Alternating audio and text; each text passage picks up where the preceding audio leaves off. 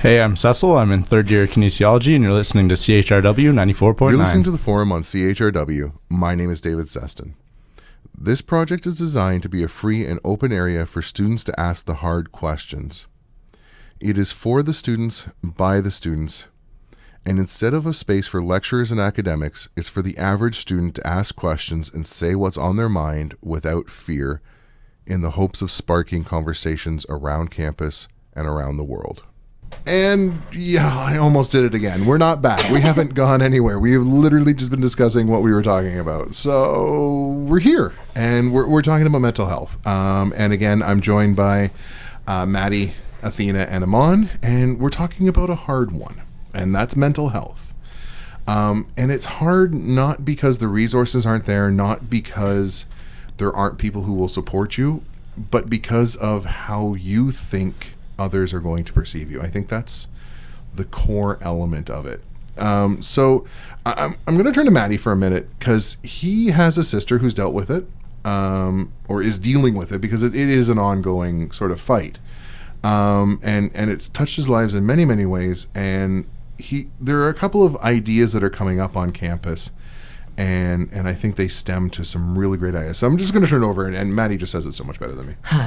Yeah, I'm sure he could do a better job. But, well, just to start, I think that individually, everyone goes through different things, and it's so unique that it's impossible to treat in any one way. So one idea that my sister has come up with through her own experience with it is a possible solution would be a center where you can just walk in and tell them that you're not okay, and then immediately, as soon as you hear that, boom, you're free of responsibilities for as long as it takes for you to get better. And within that center, it has full services, everything that you need. You have consistent therapists that will there for you. It's not a one-time meeting and they send you on your way. It's consistent people who know your situation and can see your progress, track your progress, and be there for you whenever you need it.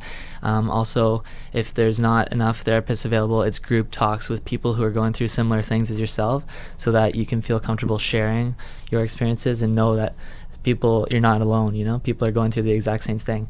And obviously this would be something that would take a long time to implement, but she has gotten through to President Chakma, and he said that he's definitely going to look into a sort of solution along those lines. So it would be incredible to see something like that on campus. And it's actually not without precedent, as I was saying when we were talking about this. Yes, we're not just winging it. Yes, we are. We're not lying. Owen Sound, where my wife's family is from, and where my family currently resides. I'm from Toronto. Never leaving that. They have something like that in the hospital, and I think, particularly with Western, with the hospital being so close to it, or maybe the UCC, they have a situation where you can walk in and they help you immediately. You just have to ask for help. So do you guys have you guys thought of any sort of other programs that might be along those lines, or ways to get help? Potential projects, I guess, would be a good place to start with this. Well, recently, actually in London, there was a crisis center that was opened. It was actually just like a month ago or something. And it's essentially the same thing. You walk in whenever. They have like overnight beds, so you can stay there if you're in a crisis. And they have doctors and stuff that will assess you and kind of give you a direction to go for in the morning. But essentially, it's just kind of like a distress line, but in person.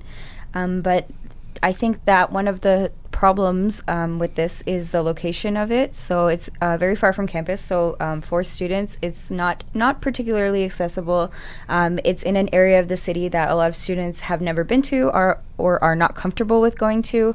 And so I think that while it's an incredible resource, it's underutilized by people in the Western community, and I'm not even sure how many people at Western know about it, but that's kind of like backing Matt's idea, and that something similar on campus is feasible, and it should be implemented. I definitely saw that online. I saw that it was opening, was it early January, I think. Yeah. So, and I thought it was amazing too, but yeah, definitely not as many people have heard about it as they should. Yeah, and sort of mental illness resources tend to, you hear about the major ones, and the big sort of front line is go to your doctor, talk to your doctor. But a lot of people don't want to do that, and they don't want to talk to their friends. They don't want to talk to anybody about it. But drop-in centers like that are almost anonymous, where it's you're not there with your friends and family. You don't feel like they've seen you go in, and it's a little bit easier. But being far away, maybe not so useful. Mm-hmm. Anything else on that one, Athena? Or no? Okay, cool. So this segues quite nicely into how to recognize, and there's two sides of it, in that you need to be able to recognize it within yourself, but you can't. You sometimes you just can't, and that's when you need your friends and your family to sort of step up and be that voice for you. So I'm going to ask you guys, how do you recognize it in other people, and how do you have that conversation?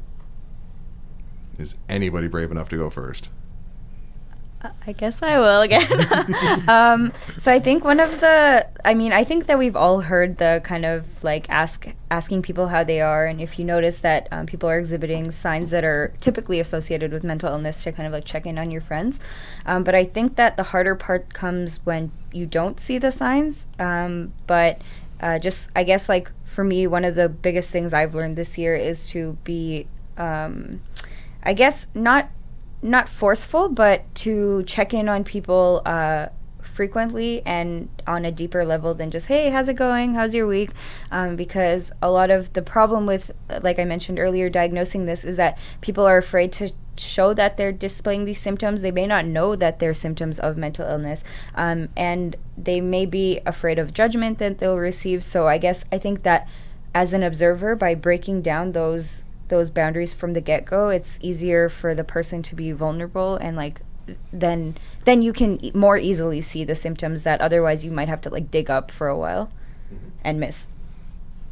Yeah, I definitely agree. I think it's really important to, when you're asking someone, how's your day going? Like, how's your weekend? Like, how are you? Like, genuinely to mean it. And I think, not everyone's going to think that you're going to mean it. But I think coming into that conversation with the, I guess, intention of maybe like actually digging deeper rather than just kind of making small talk, I think that's important. And just, leaving that kind of open and seeing how they respond. Because sometimes you do get like, usually you get like, yeah, I'm fine, yeah, it's all good, yeah, I'm busy, I'm tired. As a student, you hear a lot of that, but I think sometimes you do get the, oh, yeah, like I'm not feeling so well, and then you can kind of like dig deeper from there. I definitely agree with what you guys said. And then also, I wouldn't say go around talking to people assuming that there's something wrong with them, like trying to dig deeper for something that might not be there, but definitely keep an eye out for social cues or the way someone normally acts. And if they're out of the ordinary, don't just push it to the side, like, because it could be something a lot bigger than you think. Like, make sure you're there for them. Like, say someone that you've consistently seen in class isn't there for a week or two, like, just check in, say hi, how you doing, can I do anything to make your life better, that sort of thing, and then maybe they'll open up and say some deeper meanings. But it's definitely just good to keep an eye out for the norm of what you expect, and if there's something out of the ordinary, definitely check up on it. Don't let anything pass by. Okay.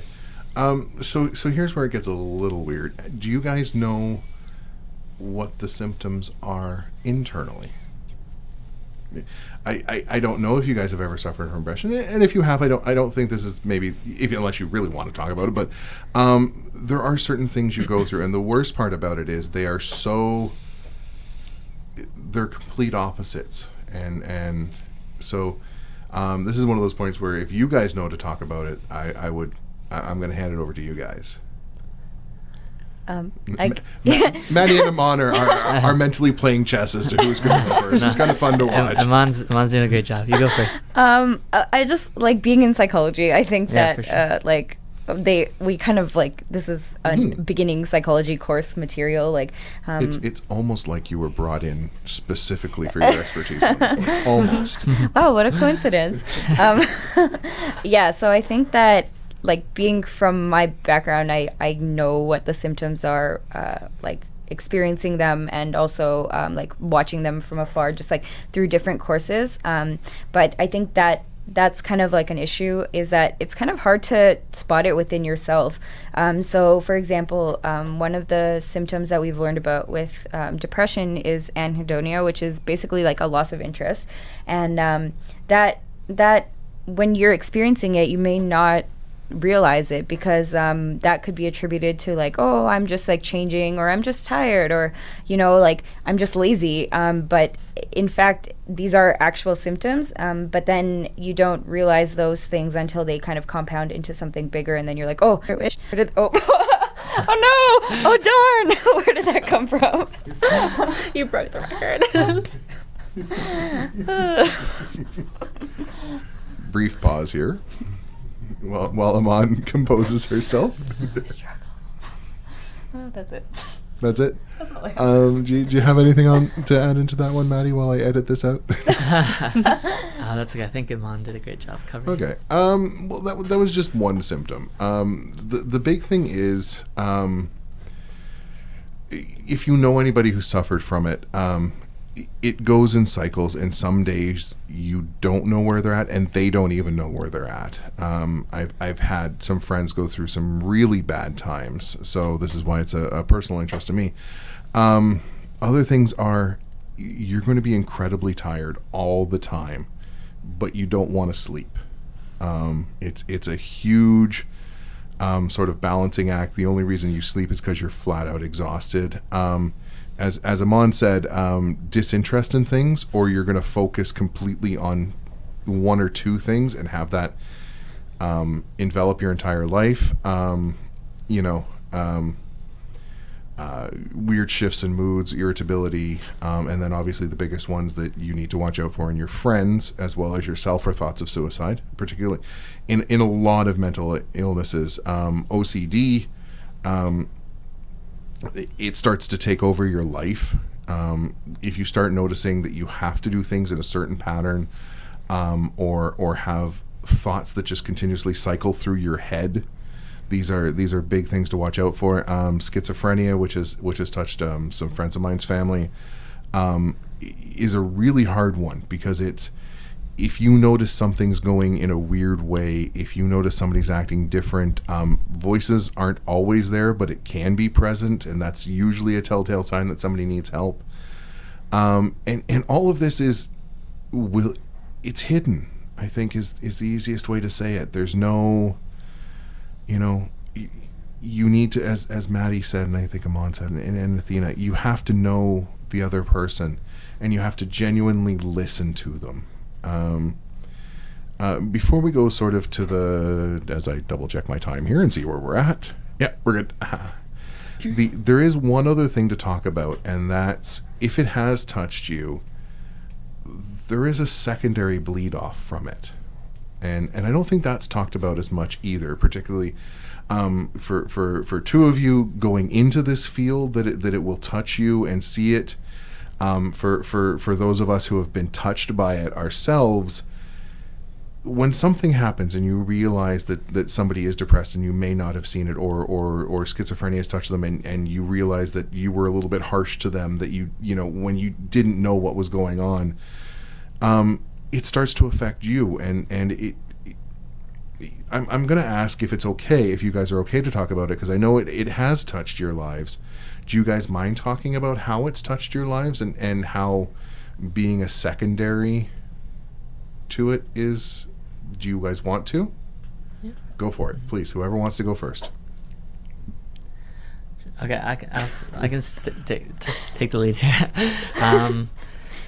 Well, just personally, I have two different situations where it's really the bleed off effect. One was at the beginning of last year, after I found out that my sister has been going through depression for 4 years now, but I didn't find out until this past year, which is tough. But even what Iman was talking about before, about how you kind of just, there was a point in September last year where I didn't go to class for the entire first month of school, because it was right after I found out. And thinking back on it, that might have been the reason, but at the time I was just at home playing video games every single day, not really socializing as much as I normally do, and I didn't really know why. I didn't know.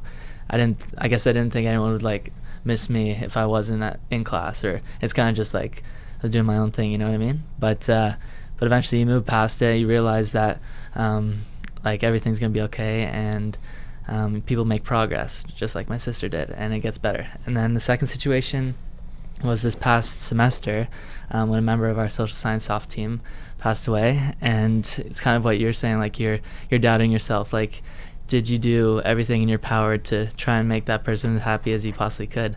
And was there any signs that you should have picked up on? And it's really tough, not only on yourself, but the people in the person's life who passed away, that like everyone's doubting themselves, like, did I do as much as I could have? Did we miss something? And it's tough to deal with, but in a way, at least in that situation, it brought everyone that he knew closer together, because we were all supporting each other, and it was kind of like one last bid on who he was as a person, bringing everyone together and making people stronger. So yeah. Mm-hmm. Yeah, it's I'm going to turn over to Emma maybe, or Athena. I think it's when you're dealing with someone who has been impacted by this directly, it's easy to kind of push yourself to the side because you think that this person needs me, so I need to be there for them, which is true. And I'm not saying to like put any less effort into that, but I think that it's almost counterproductive to not help yourself at the same time. So if someone is like struggling and you put all your energy into helping them, then soon you're going to burn out too, and you're not going to be able to be that person for them. And then they have to restart the cycle of like finding someone else to reach out to. And so it's important, while it may be hard for you, to set your boundaries for yourself as well. So to say, this is where I'm not comfortable anymore, and but there are other resources that can help you in this case. Or, hey, like, I think that this person is also like really good to talk to. Not trying to like pawn off your friends, but I think that your own wellness is just as important as the people around you, and it's really hard for us to acknowledge that a lot of the time, which is why we see a lot of the people who are like the most giving are the ones who are struggling, because they don't realize that they are just as important. Yeah, I definitely agree with that. It's a really good point to bring up, that, yeah, like, as much as you want to be there for people who are struggling, and you should also take care of yourself, and not neglect your own personal like needs as well. And so going off of what we were talking about earlier, so one of my very good friends has anxiety, and that's not something that I knew about until sometime last year. And I guess when he revealed it to me, I was very shocked. He's one of the most chill people I know. He's always telling me to calm down. I'm like, oh my gosh, like this and this and this. Like, I'm just like, I'm going crazy. And I probably shouldn't say that. But like, I'm like, I can't handle it. It's too stressful. And he'll be like, no, like, it's all good. Like, don't worry about it. And so I guess when he confided in me that he had, or he has been struggling with anxiety, it was just, to me, I was like, how did I like not see this? Like, looking back through like our interactions, like, were there signs? And he hid it very well, which I think is related to what we were talking about earlier. It's very hard to notice in other people, because some people do a very, very good job of hiding it, partially due to the stigma, partially means they don't think that it's maybe like they don't want to acknowledge it as a real issue. So yeah, I guess my point is, I don't think I really have a point actually. So he actually he suffered a very scary panic attack earlier this year. And like when he told me at first, like, I thought he was joking. He was like, "Oh, I almost died today," and I was like, "Oh, haha!" Like what? I just like thought he was kidding. But like he was like, no, like I felt like I had a heart attack, and then I realized like it wasn't a heart attack, because all my physiological symptoms were fine, other than like a really high heart rate. And like they were like, yeah, it was probably a panic attack, and I was like, oh my goodness, like drop everything, like that's what I was like, oh my goodness, like I have to like see if you're okay. And then he was like, no, it's no big deal. He's kind of like still trying to joke about it, and I was like, no, like this is like we really need to talk about this. And so I think, yeah, like I think a lot of people do try to brush it off sometimes, even within themselves. Yeah, I think it's important to acknowledge that. Like, I think for him, like he thinks that he's not like he's been dealt a good hand in life. Like this is not like super big deal. Like he almost died. Cool story to tell. But I think like he just doesn't really. I think he's very much like a carer. Like he really likes to care for people, and I think like for him. I would like him to take better care of himself as well. And I think that brings, sort of one really interesting idea in that you find mental health issues a lot. I'm not going to say predominantly because I don't have the figures to back up my statement. But it happens a lot in people who care, particularly those who care for others. And from my own experience, I found that those who try the hardest to make other people okay, or to make sure that other people okay, are usually the ones that are having the problems. For those of you who are going into this sort of field, my wife's a vet tech, and it's really interesting they're doing in the vet tech field, and it's not really it's starting to work its way into the nursing and sort of medical profession, but it's starting with the vets, which is really weird, and it's compassion fatigue, and it's sort of another way to talk about when you help people, when you care for other people, you get burnt out because of it, and you're at a higher risk for suffering from it yourself. At the same time, those who do suffer from it, sometimes it's a lot easier to help out other people and take your mind off your own issues than to deal with your own issues. So it's hard. Those people that you don't expect to see it. This would be a good time to talk about how to get help. And I will fully admit I didn't prepare a list of things because I had a feeling that the people in front of me would know more about this than I would. So how do you get help? As a Western student, how do you get help? Well, first, before we go into that, I guess, the thing that was going to segue into it is there is a young lady here at Western who's trying to get more help. And her name is? Julia Smith. There we go. Yay! And as obviously I can't remember her name because I'm horrible with names. I'm going to turn it over to Maddie again because then he'll know what he's talking about.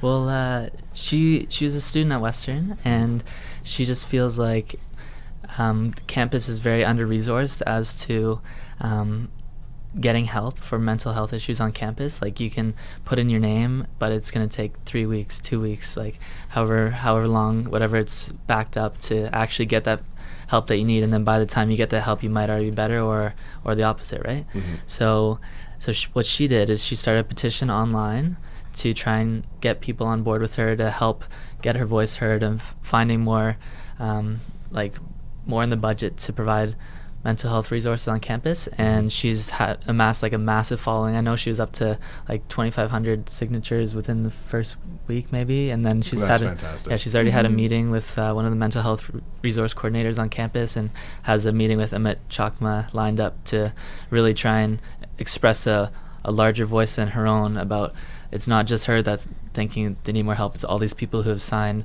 the petition, and clearly they've not got the help that they needed, and hopefully it leads to some amazing things. Mm-hmm. So there is a problem with getting help, and when more people need help than there are resources available. But there's also, I believe, the mental health facilitator, when she was talking to her, the article said anyway, says Maddie, that some resources are underutilized. So Definitely. That'll segue into what I talked about before. I remembered I wanted to talk about something else. What resources are available?